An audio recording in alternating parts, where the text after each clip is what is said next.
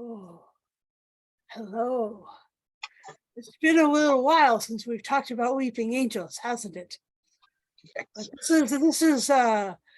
this is Geeks Assembled Audio Heads, and we are here, Lee and we are here talking about Sandshoes and Curly, and it's the 10th Doctor, hanging out with the 6th Doctor, and they are endeavoring to protect a group of people who are blind from weeping angels, and that's a challenge. But yours truly is a disability advocate, and I say that this is a really exciting piece of literature, of audio literature, because it does in fact place a really big bearing on what life is like for blind people.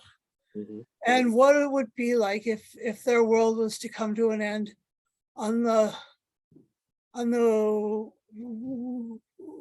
work of an alien monster from the beginning of time, actually. So yeah, it stars David Tennant, Colin Baker, of course, and with me, Lee is here. Yay! He's always here with me, and that's really good. And so we'd like to find out. I'd like to find out what he thinks about this and what and where he thinks this lies in terms of the 10th Doctor really introducing us to the Weeping Angels and stuff, and what he thinks. Okay, so go ahead, Lee, please. And I'm really glad you're here. Oh, thank you. I'm glad I'm here. Still a bit croaky, but there you go. Yeah, you've got a little of the longer COVID. It's a long drawn out COVID thing. Yep. Well, this Out of Time 3 Wink, by Lisa McMullen. As I say, this is the third one. Before that, you had Davidson, and before that, you had Tom Baker with Tennant in each one. And this one, as you say, Weeping Angels on a planet where the civilization is, they have no sense of sight. They don't know what sight is. Nope. So, and this is how they've survived with the angels being there, because they can't see the angels. So the angels are, they can't do anything with them. Mm-hmm. So a great concept. I mean, this is, I don't know if this is the third or fourth time the angels have been on audio. Audio, yeah. Because when they first said they were going to go on audio, you think, how are they going to do them? But they do work well. They do work well. I think Colin says that. Yeah, you're right. Usually the angels is a visual thing on screen, but they do work well on audio. Yeah. This, as we say, we've got the 10th and the 6th Doctor meeting up just out of the blue. It's out of time. Out of time, yeah. And I would say this is in the 10th Doctor's last days. Mm-hmm. Keep saying to the TARDIS, not yet. I don't want to go there, not yet. Mm-hmm. So I think he's still holding off his regeneration. Mm-hmm. So I think this is, his latter days. And also as well, this is before the 6th Doctor sort of starts wearing a blue coat in the audios. In the audios in the comics, from a suggestion from the 10th Doctor. Right.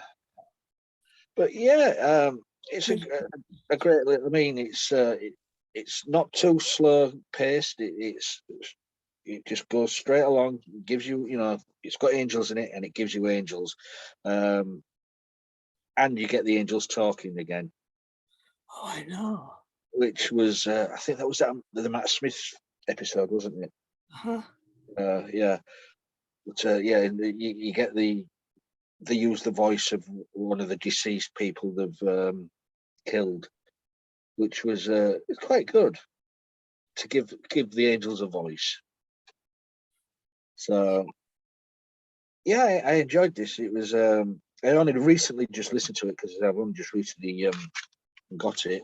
So this is the second time I've listened to it, and it got better the second time. Mhm. So yeah, that's my opening thoughts on Wink. Because you got to, why blink when you can wink?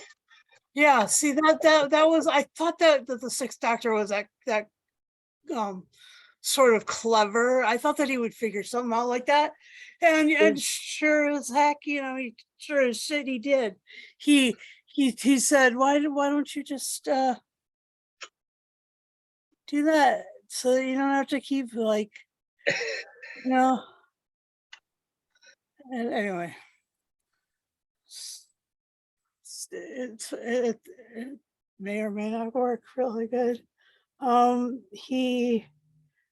He's he's incredible, of course, and some of the names of the people. There's Dax, and that either sounds like somebody out of out of Star Trek, The Next Generation, or Star Trek Voyager, the Dax character, or excuse me, Star Trek Deep Space Nine, not Voyager. Star Trek The Next Generation, Star Trek Deep Space Nine, the Dax character, or that name sounds like a Time Lord. There we've had Drax, and we've had we've had a number of Time Lords. Anyway, that name sounded really vaguely Time Lordy-ish. And the other thing that was really interesting about him was that he was when he died, his voice did end up being the voice of the angel. And so the angel was called Angel Dax.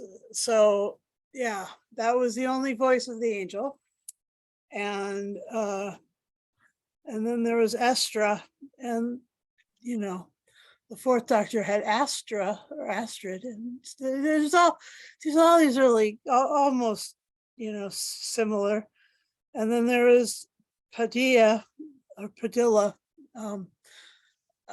She was cool, and she was played by Aisha Antoine, and Clive Hayward played Dax, and Joanne von Kampen played Estra. And so that rounded out the cast. And it was really interesting when they were like you hear the footfalls, and they're always talking about, like, you could tell who somebody is by the way that they sounded, like the way that they walked, the way that they moved and stuff. And then they noticed the footfalls of the heavy stone footfalls of the angels. And then they were, but they were just, they could not believe that these stone creatures were moving. I mean, like, that was really, that is really the conundrum. That is the point of difficulty with these creatures, is that, like, they're not really supposed to be all that mobile because they're made out of stone, and it's not like that cool ELO turn to stone thing. It's like something a little bit less cool. It's like something really spooky and stuff. And so I enjoyed that bit, and I enjoyed the way that they made those sound, and the way that they would send them back in time, and then they would, and then they were talking about, like, how eating a Time Lord's potential energy, like that was really why the 10th Doctor needed to show up, because the 6th Doctor was there and had already been sent back, and so it was being eaten. His time stream was being munched on at that point whole, and all these angels were getting more energized by that, because there was no energy when they were talking about the people. But then once they started sending those guys back, the the people, the planetary people, they didn't have much of a way around that. So yeah, uh, and so the 10th Doctor had to sort that out, and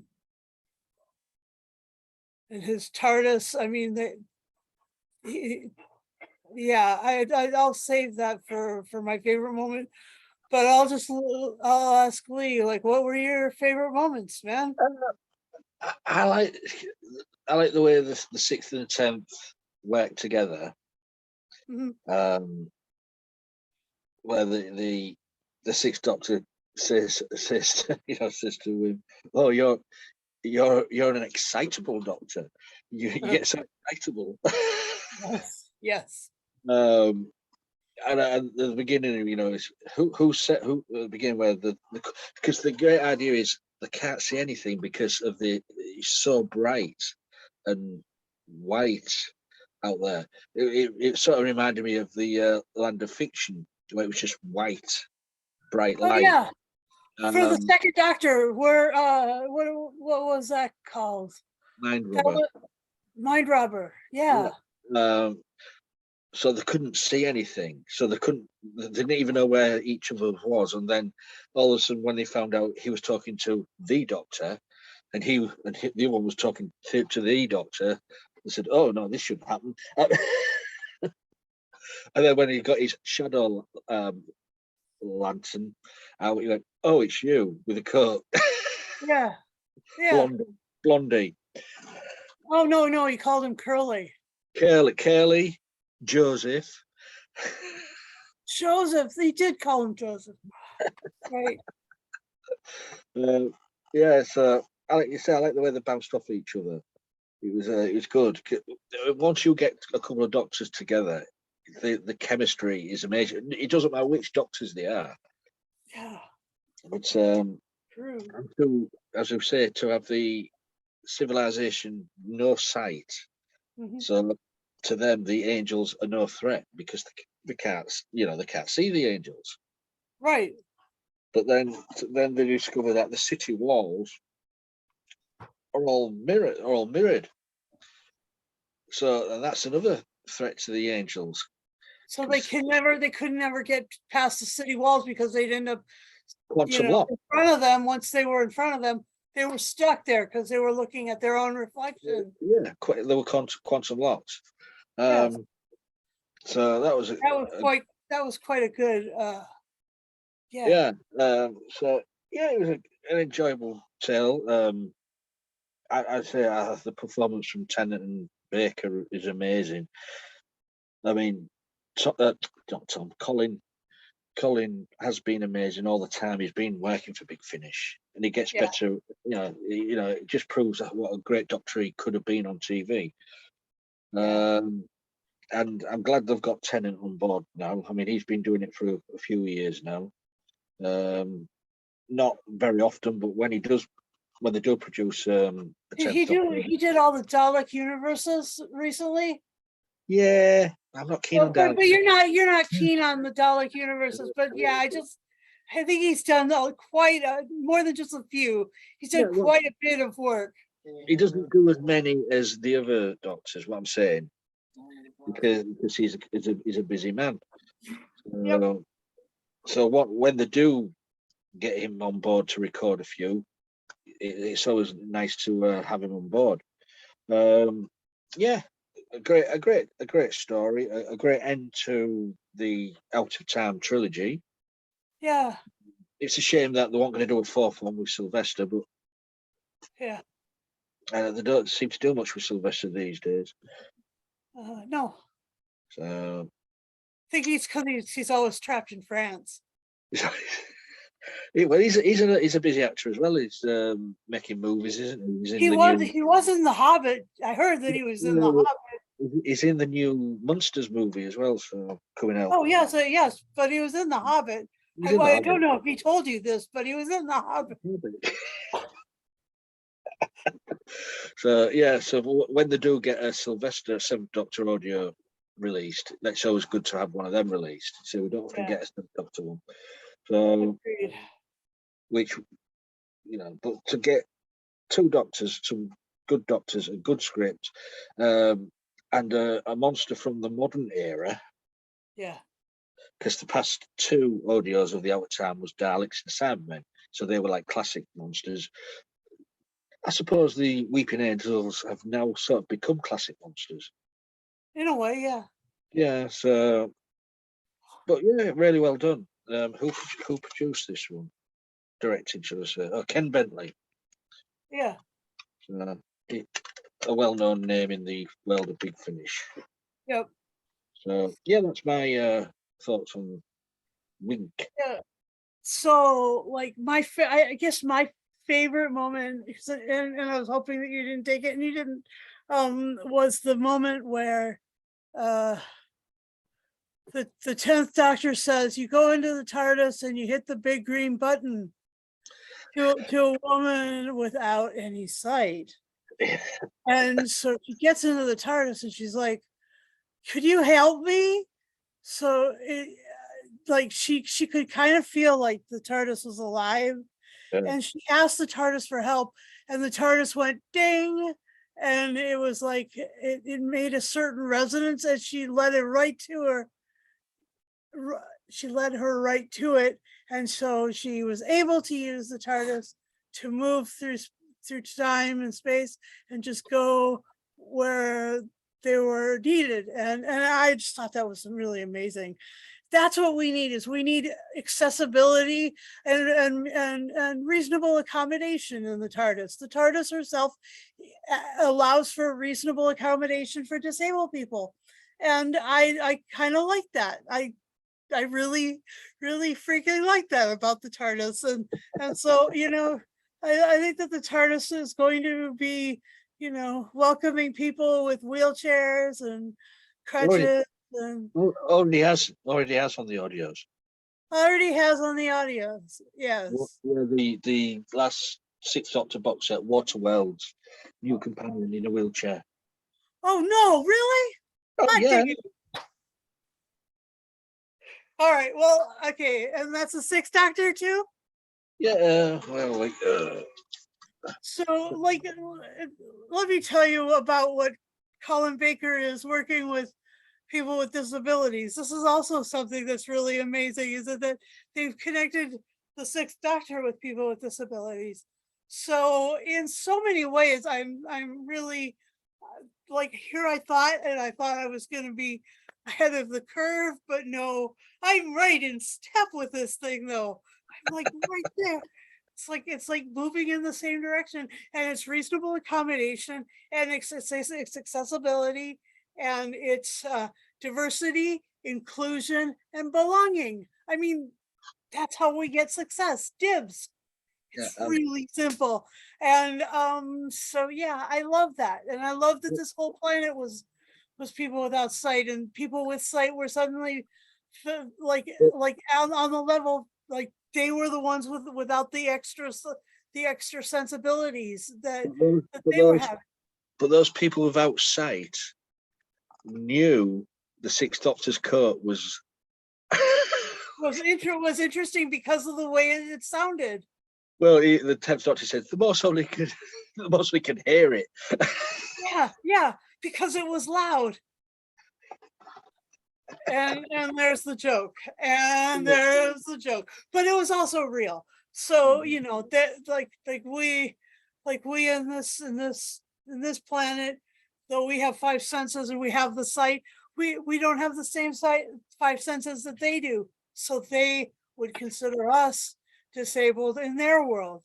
And so it's all about disability. It's about disability and diversity, inclusion, belonging. You got to belong, and the TARDIS makes you belong. The TARDIS adopts families, and that's why I really like the last series of Doctor Who, is that there was lots of people. It was like the Fifth Doctor all over again. All these people in the TARDIS, all this belonging, all this family. It's so fun. It's like that's what I really love, and then and the fact that these people lived in small little apartments and not in these gigantic mansions that other people in other science fiction series live in, that's another thing that was really good about Doctor Who, is that it's reasonable.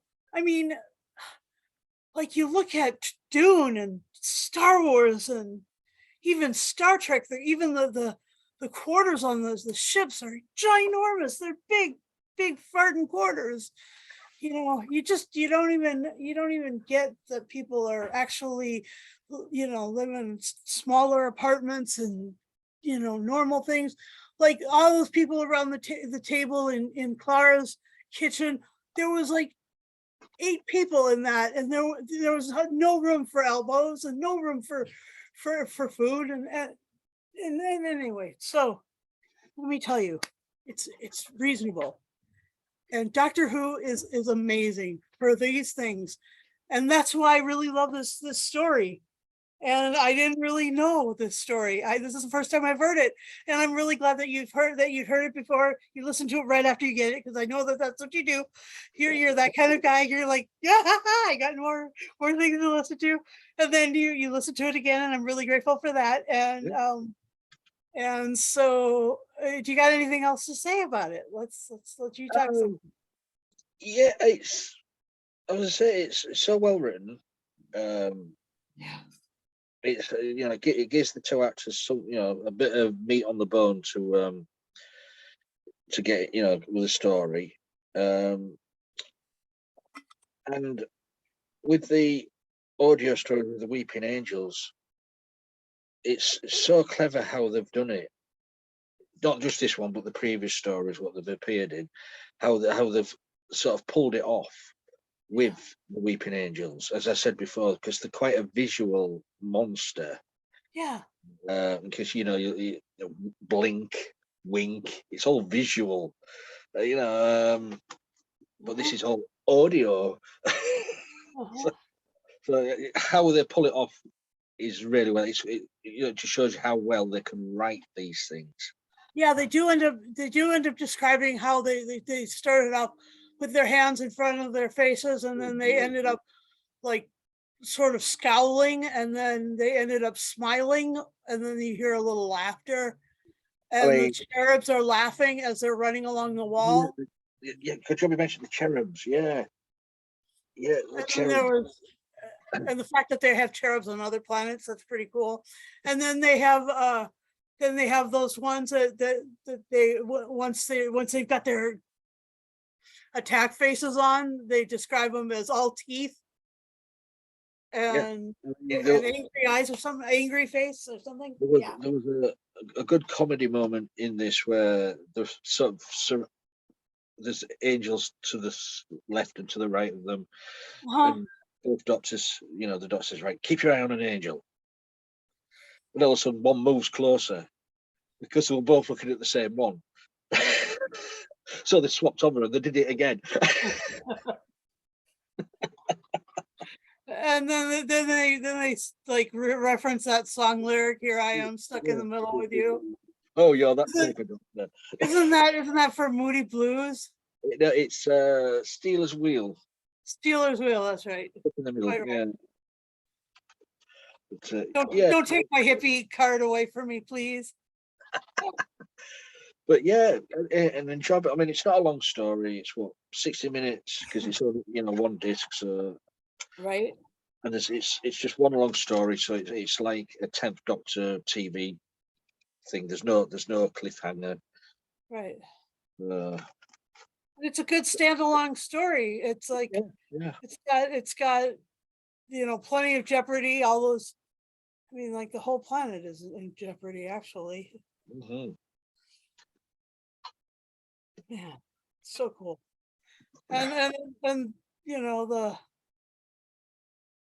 the TARDIS being the one TARDIS, David's TARDIS being there, and the Sixth Doctor going, "Oh, you've kind of made a mess of this thing, haven't you?"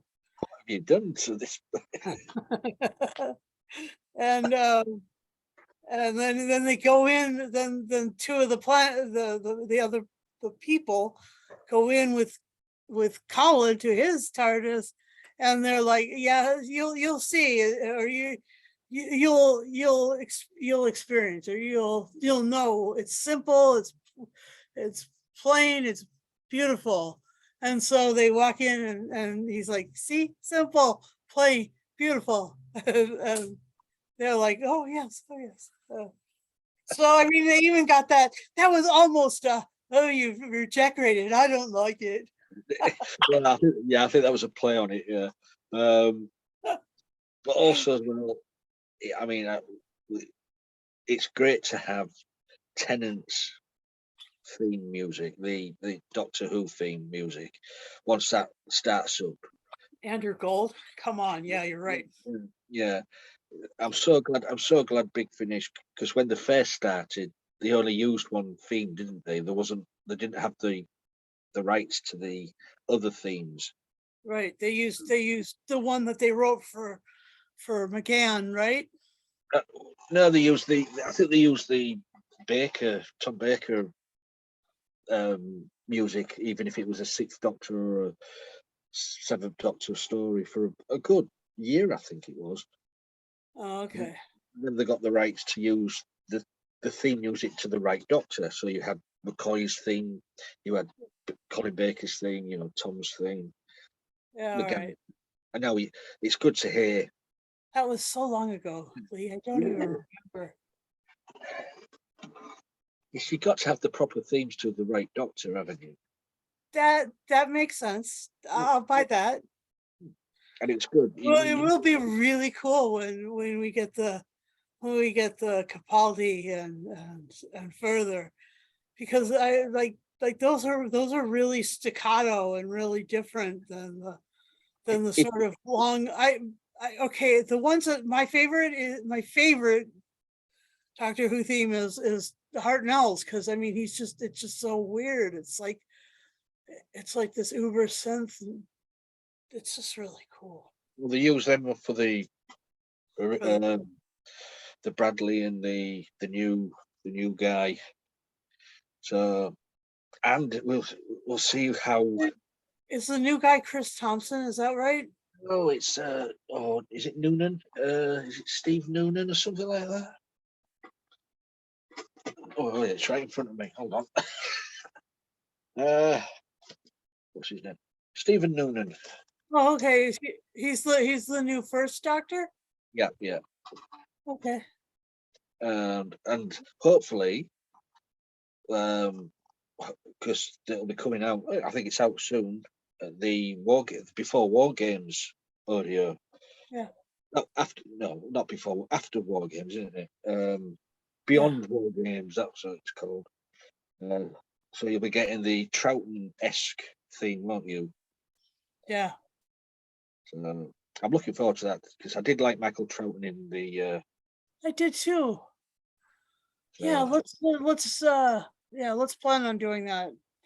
Not that we only do Doctor Who, but there's a great many Doctor Who things, and I'd like to, I just have to make sure that I can play them off my roughed up computer. Anyway, so do you have anything else to say about Out of Time? No, it's just it's a damn good listen, and it doesn't disappoint. So Really good. that's my final say. Well, apart from that, my score. All right, what's your score? I think I'm going to give it 10 mighty winks. Awesome. And I will give this 10 heavy angel footballs out of 10. My gosh, it was like anyway, yeah. And just remind you, if you happen to see a statue that is actually aggressively approaching you without moving while you're watching it, you're probably in some sort of trouble, and you should probably, not blink, not even blink. Blink and you're dead. It's just good advice. They're fast, faster than you would imagine. Yeah. Yeah. And they've been around since the beginning of time, and they're just dangerous. Anyway, it was great hearing Colin and David, and I just think that the SAS, it just made me really think that we should pair, that they have to pair the Sixth Doctor and Donna, especially since Donna's going to be remembering at some point. You As never far as know. I understand, she is remembering coming up soon on telly. Mm. It's just a thought that somebody had, and but maybe Colin needs to talk to her, because that would be so much fun. Well, Big Finish has mostly got something planned for the 60th. Uh-huh. So never say never. You never know. Catherine Tate could team up with Yeah. another doctor. So much sass. Oh my gosh. And throw the Ninth Doctor in there for good measure. The sass. And the kitchen sink. How to build sass monsters. Anyway, yes. Anyway, thanks, Lee, for watching. Thank you for watching our podcast here. We'd like you to encourage you to subscribe to our channel. Thank you for being here. Do subscribe. Hit the bell notification for your weekly or bi-weekly or whatever a reminder, and that we're putting up cool content. And also yeah, join us here. Camera, mic, laptop, some kind of device. Yep. And then also, contact Lee. That's how you do it. And we would be happy to have you. And for all of us here at Geeks Assemble, I'd like to say thank you. And don't blink.